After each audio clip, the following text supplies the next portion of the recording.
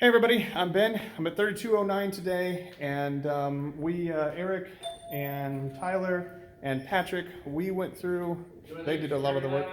Which light? I don't think we need that light on. Okay. No. Anyway, they went through and changed out all of these light fixtures, and we changed out 40 more ceiling tiles today. You can see all of the tiles that we changed out. All of them are LED now. We also did get the thermostat hooked up. It is cooling. However, the negative thing is we found out that that ductwork right there, or that supply and that supply, is not hooked up to this unit. It was hooked up to the old unit that no longer works. So we'll have to run some additional lines off of this over the next couple weeks.